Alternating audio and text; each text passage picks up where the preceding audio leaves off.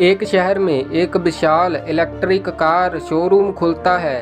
कई लोग वहां आते थे और उस शोरूम को देखते थे। एक दिन रिचर्ड और केविन भी उस शोरूम में गए। तभी रिचर्ड उस कार की टेस्टिंग करता है। अचानक वहां अंधेरा हो जाता है। जब रोशनी वापस आती है तो रिचर्ड कार के अंदर मृत पाए जाते हैं। डिटेक्टिव मेहुल शोरूम में ही थे। वह वहां पहुंचते हैं। मेहुल के शक के दायरे में ये तीन लोग आते हैं। केविन ने कहा, मैं दूसरे ग्राहकों को देखने में व्यस्त था। प्रबंधक ने कहा, सर मैंने रिचर्ड को कार के मूल्य बताए और मैं दूसरे ग्राहक को देखने चला गया। मैकेनिक ने कहा, सर मैंने रिचर्ड को पेट्रोल के बारे में बताया और मैं फिर चला गया।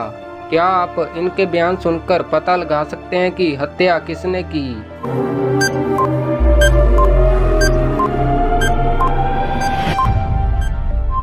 ये एक इलेक्ट्रिक कार शोरूम है, तो मैकेनिक ने पेट्रोल के बारे में कैसे बताया? तो इसी ने रिचर्ड की हत्या की है।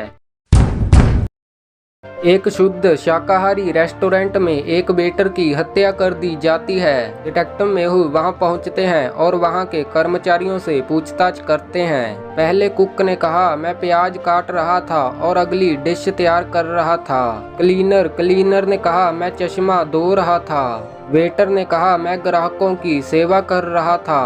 दूसरे कुक ने कहा, मैं मांस काट रहा था। क्या आप इन चारों के बयान सुनकर पता लगा सकते हैं कि हत्या किसने की?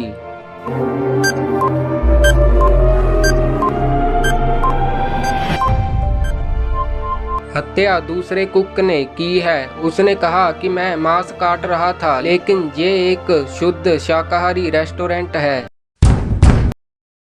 एक पब में पार्टी चल रही थी। कार्ल पार्टी के बीच में वॉशरूम गए, तभी उनकी हत्या कर दी जाती है। अगले दिन पब के वेटर ने कार्ल के मृत शरीर को पाया।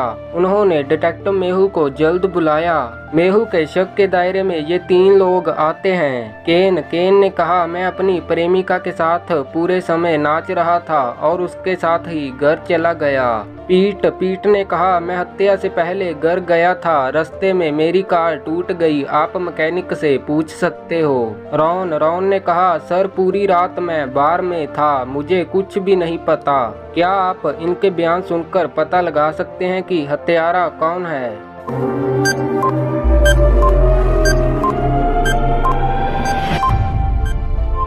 पीट ने कहा कि मैं हत्या से पहले घर चला गया था। तो पीट को कैसे पता था कि कार्ल की हत्या इस समय हुई है?